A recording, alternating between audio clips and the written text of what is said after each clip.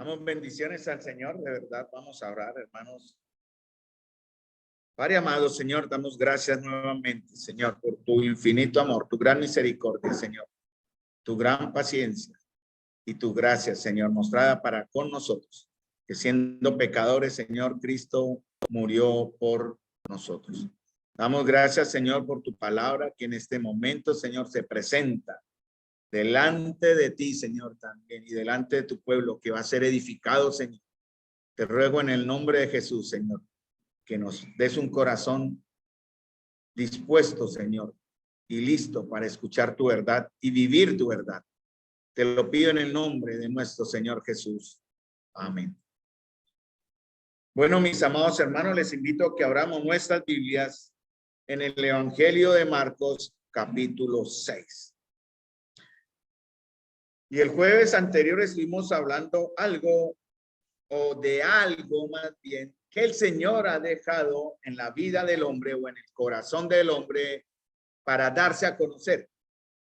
Sin embargo, a pesar de que Dios ha dejado esa pequeña marca en la vida del hombre y de los hombres para darse a conocer, el hombre conscientemente y voluntariamente decide a veces apagar esa voz de Dios que aún en el fondo de su alma le dice qué es lo bueno y qué es lo malo. Estamos hablando algo de la conciencia. Vamos a terminar un pequeño pensamiento que me faltó desde el jueves anterior, pero tiene que ver con la conciencia de una persona que de por sí ya no tenía conciencia. Fue Herodes. Porque aquí en este texto de Marcos capítulo 6, 14, se está hablando de manera retrospectiva. O sea, oyó el rey Herodes la fama de Jesús, porque su nombre se había hecho notorio. Y dijo, Juan el Bautista ha resucitado a los muertos, por eso actúan en él estos poderes. Otros decían, es Elías, otros decían, es un profeta o alguno de los profetas. Al oír esto, Herodes dijo, este es Juan al que yo decapité, que ha resucitado de los muertos. Y a continuación, desde el verso 17, comienza retrospectivamente a hablar de los momentos o del tiempo. No sabemos si fue unos días o en qué tiempo ya Juan había sido asesinado, pero comienza el apóstol o Marcos a comentar y a compartir en el contexto de la historia la muerte de Juan el Bautista. Entonces, ¿qué fue lo que oyó Herodes al comienzo de este texto de Marcos capítulo 6, 14? Dice que oyó la fama de Jesús. ¿Y por qué oyó la fama de Jesús? Porque quienes se habían encargado, estaban encargados de prestar un servicio, dar un servicio en este caso, porque el Señor los llamó a 12, más adelante llamó a 70 y les envió a que predicasen las buenas nuevas. ¿Cuáles son las buenas nuevas? El mismo mensaje de Juan el Bautista era el mismo mensaje de los apóstoles o de los 12 que fueron enviados y más adelante los 70. Y será el mismo mensaje, hermanos, que nosotros como iglesia debemos siempre declarar. ¿Cuál es? Arrepiéntanse porque el reino de los cielos se acerca. Arrepiéntanse porque lo que debemos buscar y llevar al hombre al conocimiento es que reconozcan o entiendan o acepten la soberanía y la autoridad de Dios. El hombre hoy día está en contra de toda autoridad y el trabajo de la iglesia es realmente mostrar a Jesús como el Rey de Reyes, que ahora se presenta como un cordero. Recuerden que Juan lo mostró a él, he aquí el cordero de Dios que quita el pecado del mundo. Pero hermanos, pronto vendrá, ya no como un corderito, sino como un león, a traer juicio, hermano, y a dar a cada uno conforme a sus obras, a levantar a aquellos que confiamos en él de la muerte y llevar a unos a resurrección de vida y a otros a resurrección de condenación al final del proceso divino que está en Apocalipsis capítulo 20. Porque hay unos tiempos que Dios ya ha declarado en su palabra, lo ha revelado claramente. Y él dice que en este momento de gracia en el cual estamos nosotros debemos aprovechar el concepto, el propósito que Dios tiene para nosotros y prepararnos para ser instrumentos en las manos del Señor. Los discípulos fueron fieles al no ensalzarse a ellos mismos. Ellos, claro, hombres que estaban en realidad en cierta forma también sanando a otros, estos ignorantes pescadores que unos días atrás dudaron y casi se desmayaron de su temor en la tormenta en el mar, que prácticamente tuvieron que esconderse, digamos así, porque solo el Señor llamó a Pedro y a Jacobo cuando resucitó a la hija de Jairo y cuando levantó o cuando liberó más bien al endemoniado gadareno. Eran hombres temerosos y sin embargo, en el nombre del Señor, ellos estaban haciendo grandes cosas. Eso es lo que nosotros como iglesia, hermanos, y como unidad de cuerpo debemos aprender. Y antes de aprender, no solamente aprenderlo, valga la redundancia, sino vivirlo. Hay que practicarlo. Entonces estamos aquí recibiendo el conocimiento, es la teoría espiritual, pero hermanos, tenemos que practicarlo y vivirlo afuera. ¿Cuál será el efecto para cada uno? No sabemos. De pronto no pasará nada, de pronto sí pasará algo contra aquellos de nosotros que vayamos a declarar esta gran verdad de que el hombre se debe arrepentir. Entonces, el nombre de Jesús se había extendido por toda la región. Como dije anteriormente, ya estaba Jesús en la cumbre de su popularidad. ¿Y dónde estaba Juan Bautista? Estaba preso. Su popularidad menguó, bajó. Él mismo lo dijo, es necesario que él crezca, que yo mengue. Él fue el llamado, dice en Mateo capítulo 3, ¿verdad? Que dice, pues este es aquel de quien habló el profeta Isaías, hablando de Juan el Bautista, cuando dijo: voz del que clama en el desierto, preparar el camino del Señor, enderezad sus sendas. Entonces, hermanos, tanto Juan como los apóstoles, Juan el Bautista como los apóstoles, hicieron que las personas miraran a Jesús como fuente de poder, de autoridad y de perdón. ¿Para perdón de qué? De pecados. Arrepiéntanse y bautícense como una confirmación de su verdadero arrepentimiento para en realidad decir sus pecados han sido perdonados. No como una acción por causa del bautismo, no tiene nada que ver ahí, sino como una señal y una prueba de un cambio interno que se manifiesta en un cambio de vida. Se llama arrepentimiento. Entonces, Marcos 6:14 al 16. Oyó el rey Herodes la fama de Jesús, porque su nombre se había hecho notorio, y dijo: Juan el Bautista ha resucitado a los muertos, por eso actúan en él estos poderes. Otros decían: es Elías, otros decían: es un profeta, o alguno de los profetas. Al oír esto, Herodes dijo: este es Juan, al que yo decapité, que ha resucitado a los muertos. Y Herodes piensa con gran temor que la gloria y fama de Juan el Bautista, que fue apagada con su muerte, porque él en realidad al matar a Juan quiso matar algo, quiso callar algo, la voz de su conciencia. Porque Juan en realidad empieza o prácticamente su predicación se enfocaba en aquellos que eran los religiosos, en este caso los fariseos. Recuerden cuando él les decía, ¿no? Generación de víboras, ¿quién les enseñó a huir de la ira venidera? ¿Cuántos de nosotros nos atreveríamos, viendo una acción de pecado, a declarar esto? Ayer pasaba por la Flora en la última carrerita que hice y estaba al otro lado, yo iba en sentido norte-sur, y en el otro sentido había un poco de carrozas organizadas ya para la dichosa o disque marcha del orgullo de aquello que sabemos. Qué tristeza me dio, hermanos. Yo iba en el carro, yo hubiese querido tener la valentía para mí y decir lo mismo: generación de víboras, y hablarles del Señor. Había mucha gente ahí ya de toda clase, pero hermanos, llegará el momento en que tendremos la oportunidad de apelar a las conciencias de las personas. Juan había apelado a la conciencia de Herodes. ¿Por qué? Porque Herodes había cometido uno de los muchos pecados, que era haberse unido a la mujer de su hermano. Era un adulterio, una fornicación supremamente tremenda, porque Herodías en realidad era una sobrina de él, que se había casado con un tío de él o con un hermano de Herodes, ¿cierto? O sea, una sobrina se casó con el tío y él llega y le quita la sobrina al tío y se une, mejor dicho, un enredo completo. Pero Juan nunca tenía temor de esto. Él siempre lo confrontaba y le decía: no te es lícito tener a la mujer de tu hermano.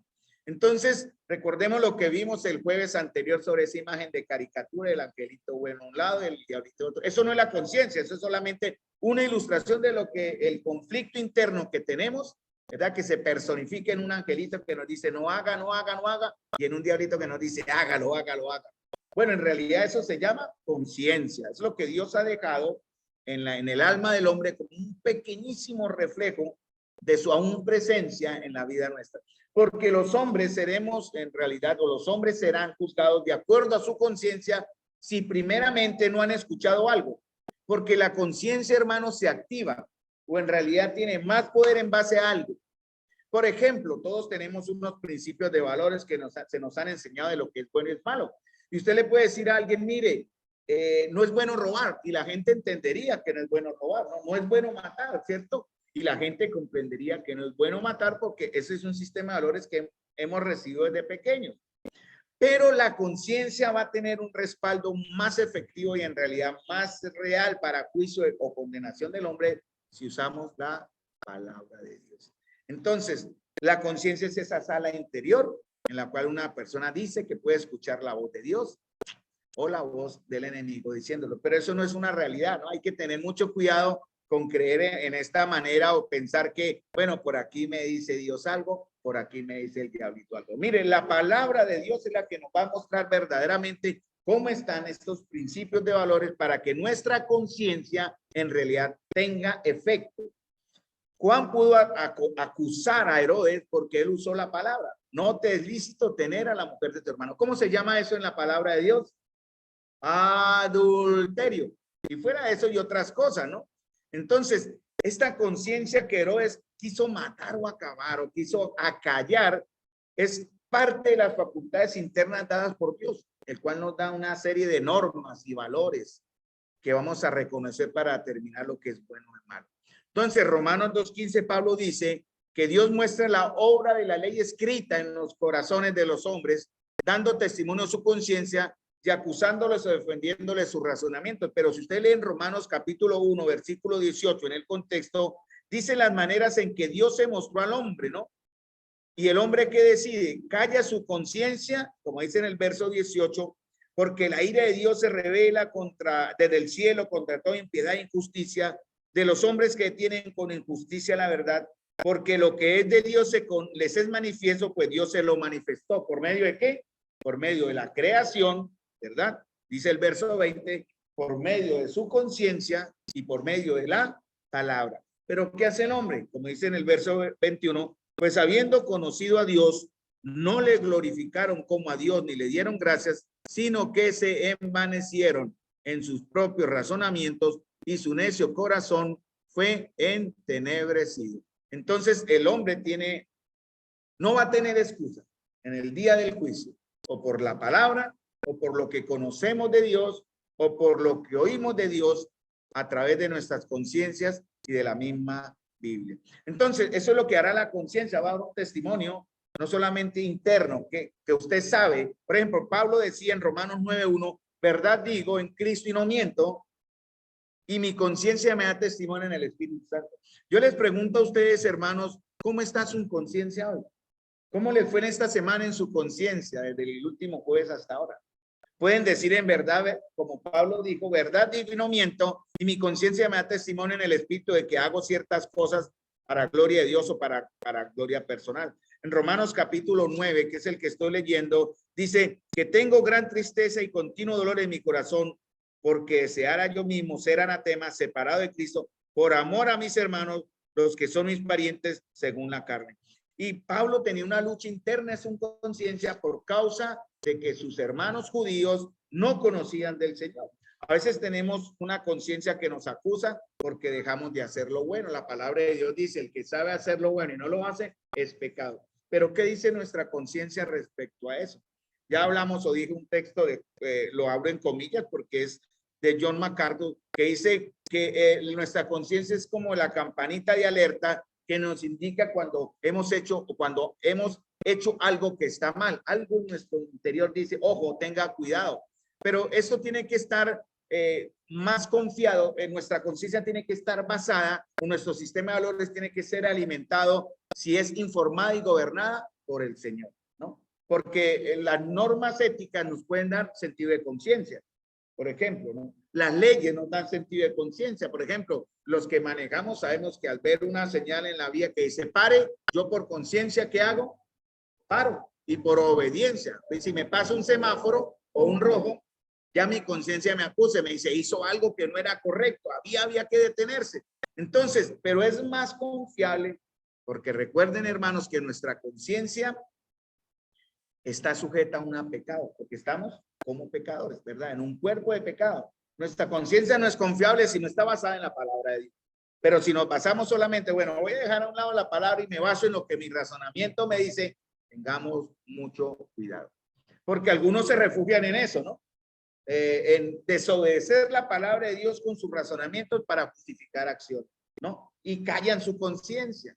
Y puedo dar ejemplos que se me vienen a la mente, cualquiera. Puede ser, por ejemplo, venir hoy, venir hoy, venir hoy. Por ejemplo, la palabra de Dios dice, hemos organizado una serie de estudios para edificación de la iglesia, pero ¿dónde dice eso en la palabra? No dejen congregarse, como algunos tienen por costumbre, reúnanse para estimularse el amor y a las buenas obras. Pero usted se queda en la casa sabiendo que puede venir. ¿Qué le dice su conciencia? Usted dirá, no, es que estoy cansado, no, es que llegué tarde, o su conciencia dice, todo me duele, bueno, no tiene por qué ir usted de acá. Y bueno, esa es una manera donde nosotros buscamos con nuestra conciencia reemplazar la obediencia, y hay que tener también muchísimo cuidado, porque nuestra serie de valores, no mis valores, sino los valores que vienen de Dios, tienen que estar informados y gobernados por Dios. ¿A través de qué? A través de su palabra. Entonces, no podemos desalinear mis valores con los valores de Dios, ¿no? La conciencia me lo va a decir si yo me salgo de la línea y empiezo más a creer en mis propios conceptos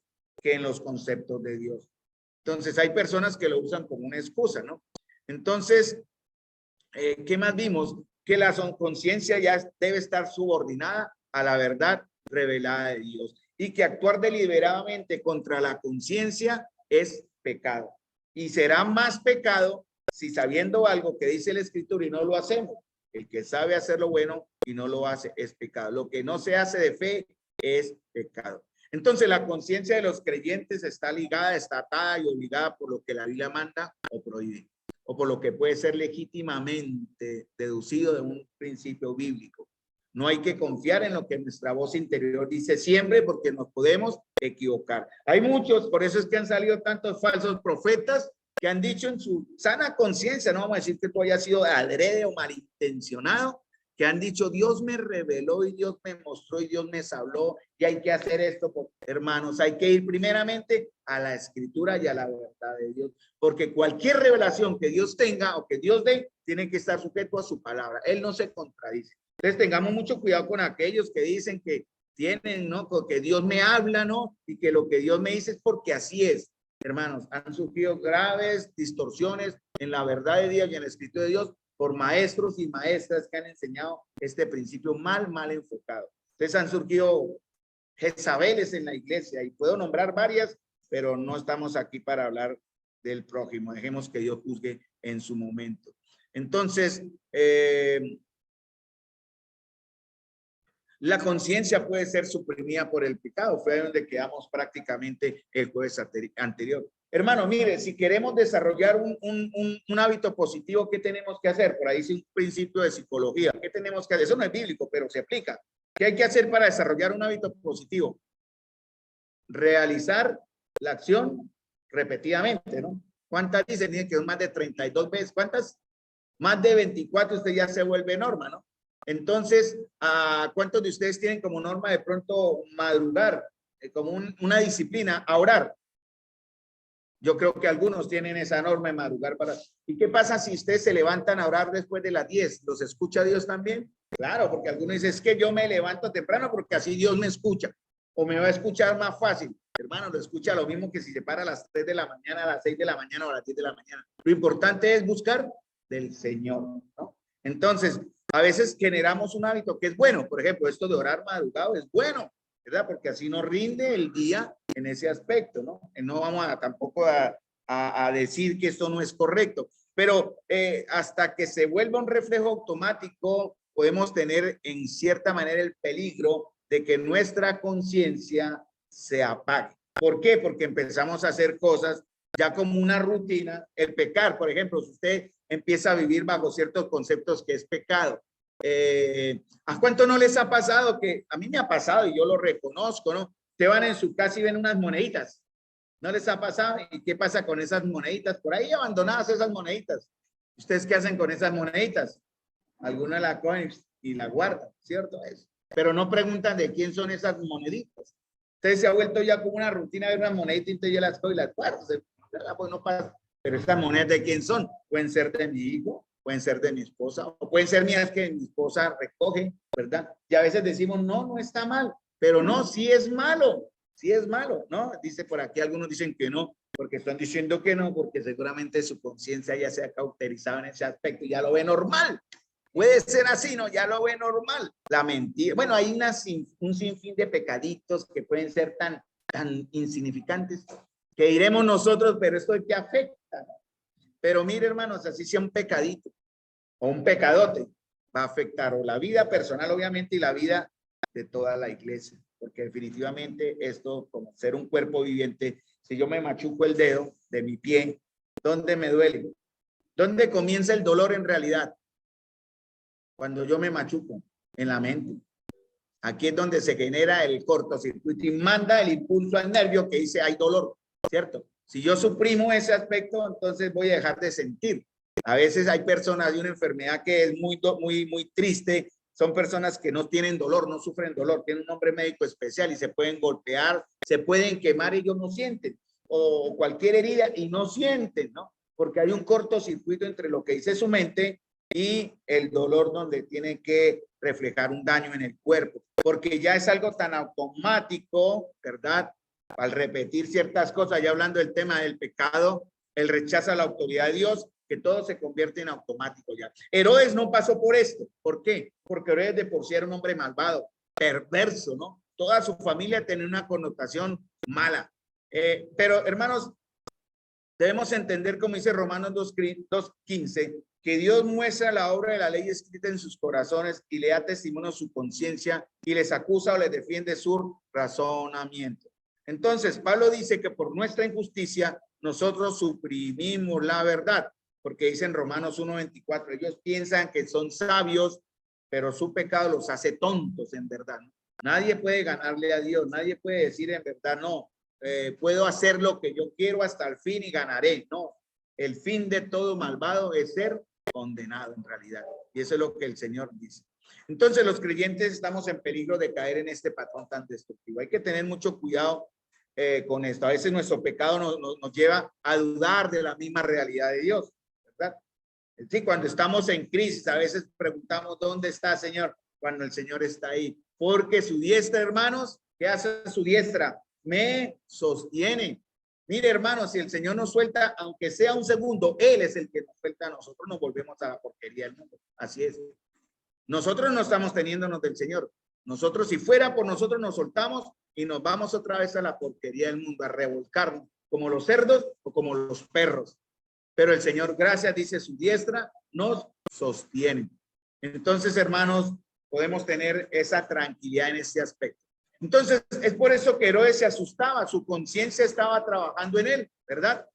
Y así es como siempre actúa el Señor. Vamos con este aguacero a ver cómo me escuchan claro. Cuando alguien se opone al mensaje del evangelio, hermanos, y lo suprime en un lugar, eso solo sirve para esparcirlo. ¿Qué fue lo que hizo Herodes cuando asesinó, cuando mató a Juan? Muchos de sus discípulos fueron a buscar en realidad a seguir aquel que él dijo, he aquí el Cordero de Dios que quita el pecado del mundo. Cuando los creyentes fueron esparcidos por el mundo, cada vez que murió un creyente, murieron millones de millones. Hay más o menos 70 millones de creyentes solamente en China, escondidos, reuniéndose como nosotros nos reunimos. Y cuando llegue la persecución, esperamos o se espera que cuando ellos mueran o los que han de morir, su fe se esparza para alcanzar a cuántos millones de chinos hay, más de 1.500 millones. Y es lo mismo que pasa con nosotros, hermanos. Nuestra muerte por causa del Señor y el servicio del Señor será la semilla que va a extender el evangelio. Entonces, Herodes tenía este cargo en su conciencia. Y algo que vamos a ver a través de la historia de Juan, hermanos, es precisamente, pues yo quisiera profundizar mucho en la historia de Juan. Juan tiene mucho que aprender. Recuerden lo que dice el Señor. Juan dice que Juan es el mayor de los profetas, es el más importante. Y saben una cosa, Juan también muestra la labor de la iglesia, en realidad tipifica el trabajo de nosotros. Estamos hablando en el contexto de Marcos del servicio. Y Juan sirvió al Señor, ¿no? Como dice en Mateo, que lo leí al principio, vuelvo aquí al texto, dice, cuando dice el Señor, este es aquel de quien habló el profeta Isaías cuando dijo, voz del que clama en el desierto, preparad el camino del Señor, enderezad su senda. Juan fue profetizada su venida. Y saben una cosa, Juan fue preparado por el Señor. ¿De qué manera? Lo apartó desde el bien. ¿De qué manera nosotros somos preparados? Hermanos, también fuimos apartados. Cada uno de ustedes, hermanos, y los que estamos aquí, más los que están allá, fuimos escogidos. Dios nos apartó. Esa es una verdad que cada vez es más real en mí, hermanos. Y eso me sirve con temerosamente, mis amados, servirle al Señor. Porque el Señor ha hecho una obra en mí, como la ha hecho en ustedes. Me corresponde a mí como un acto reflejo y a la vez natural del nuevo nacimiento, entregarme yo a Él. Porque la palabra de Dios dice en 1 Corintios que por precio fuimos comprados. Y miren como las similitudes entre Juan y la iglesia, en cierta manera, para el servicio. Juan fue el intermedio, no hubo más profetas después de Zacarías hasta el final, ¿no? Fue el último de los profetas, después de ahí solo Jesús. Pero Juan fue el puente entre ¿qué? Entre el Antiguo Testamento y el Nuevo, entre la ley y el inicio de la gracia. Y Juan vino a preparar un pueblo para el Señor, para que le recibiese. Miren, la iglesia también cumple esta función. Nosotros estamos en el intermedio de un tiempo de Dios. Recuerden, los tiempos de Dios están en la Escritura, son claros. Esto es algo que la teología ha confirmado cientos de veces y hay cientos de versos para respaldar. No tengan temor de mis palabras. Se llaman las dispensaciones o la economía de Dios, los tiempos precisos donde Dios revela momentos especiales en la vida del hombre y del género humano. En este caso, en este momento estamos en el tiempo de la gracia. ¿Cuál es el último tiempo? Estamos en el tiempo de la gracia. ¿Cuál es el último tiempo? Para la iglesia, ¿cuál es el último tiempo que viene? Ya no hay más tiempo, hermanos. Ya el último tiempo es el del juicio, pero ya será una dispensación donde la iglesia no estará.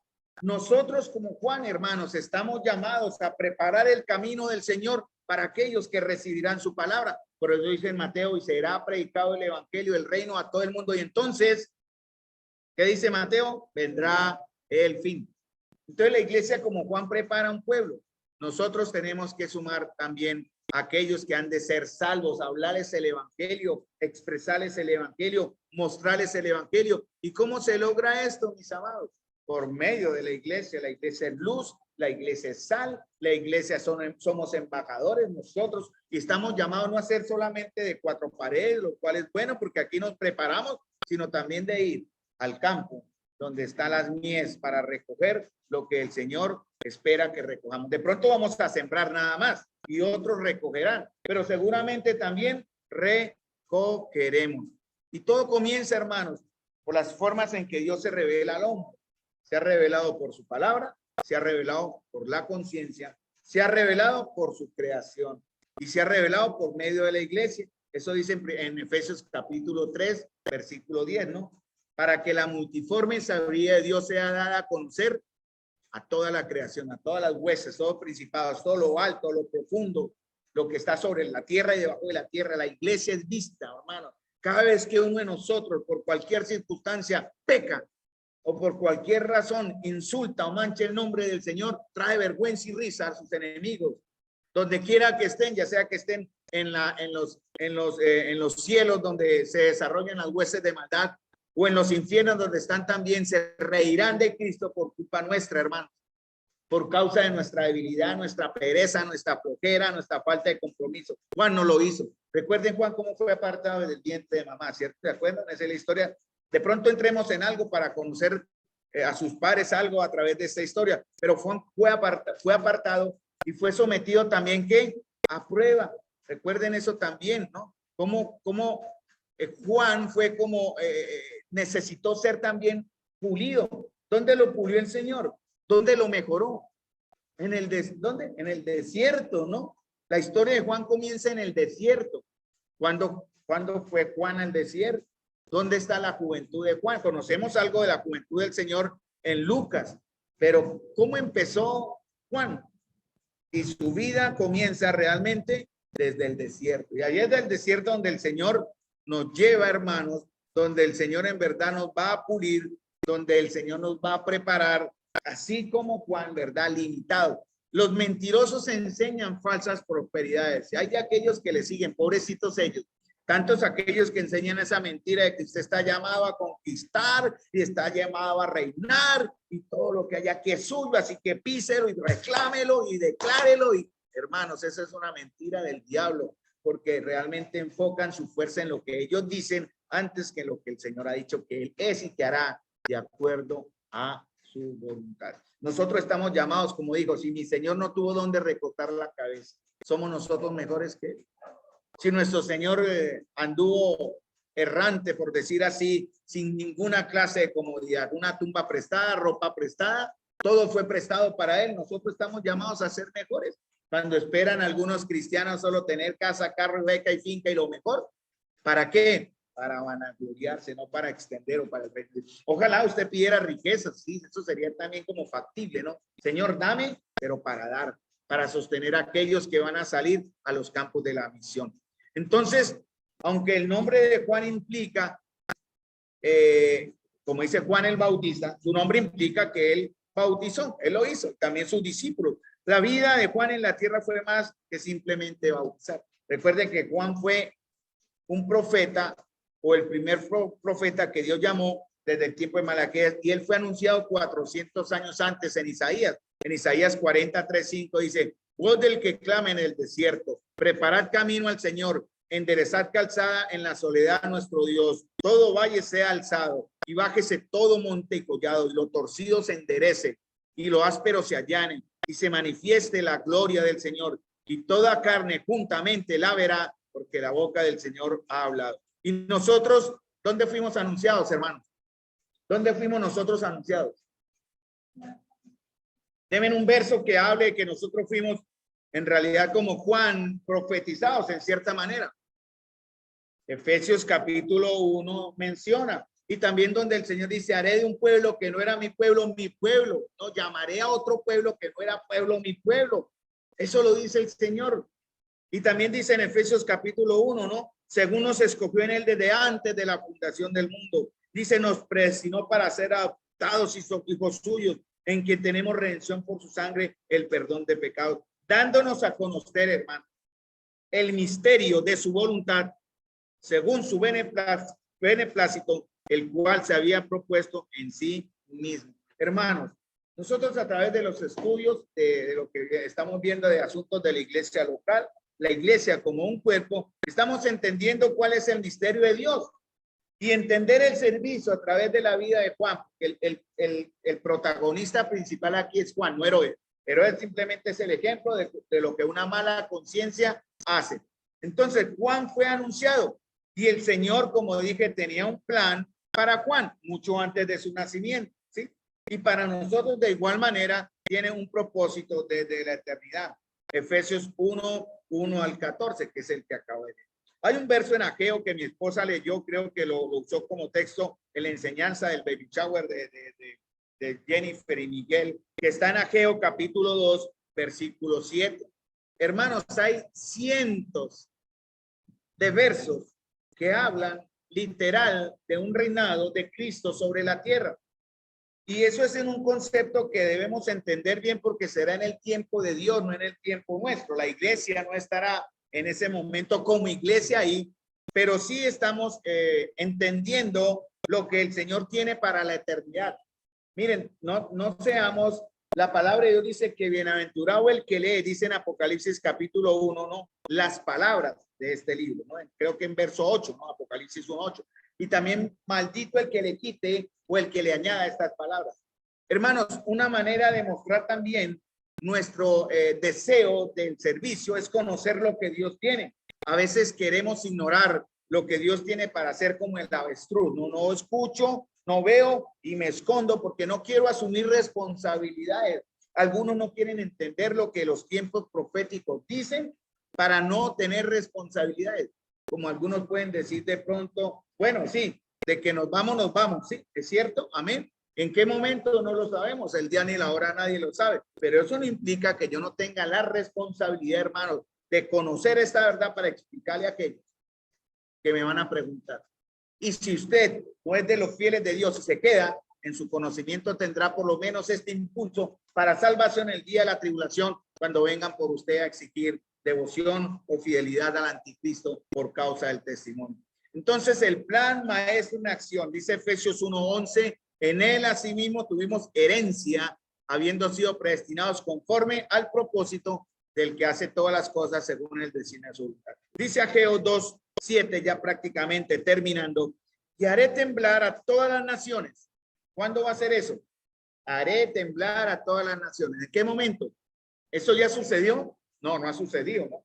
Aún el hombre y la economía y la política y todo gobierno está en abierta oposición a Dios. Aún no ha llegado el momento en que Él hará temblar a todas las naciones. Y dice, y vendrá el deseado de todas las naciones, ¿cierto? Y vendrá el deseado de todas las naciones. ¿Quién es el deseado? Cristo. ¿Cuándo vendrá?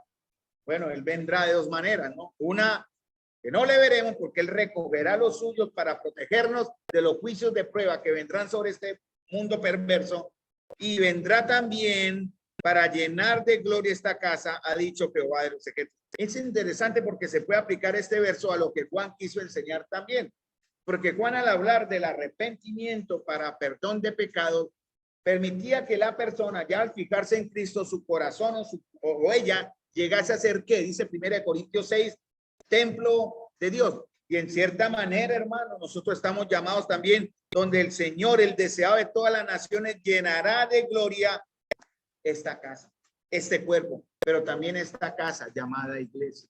Vendrá momentos en que el Señor querrá mostrar su gloria aquí entre nosotros, y mostrar su gloria significa que esa gloria tiene que salir a relumbrar afuera. Y cuando hablamos de gloria, hermano, no es que a todos nos brille la cara, que puede ser posiblemente eso. ¿Qué puede ser la gloria de Dios? Arrepentimiento, contrición, obediencia, hermanos. La gloria de Dios se manifiesta con temor, con reverencia, sabiendo que estaremos adorando, si fuera en este momento, delante de un Dios santo y glorioso, hermano. Eso era lo que Juan quería en verdad enseñar. Juan el Bautista fue un hombre escogido y apartado de Dios, por Dios, para un propósito.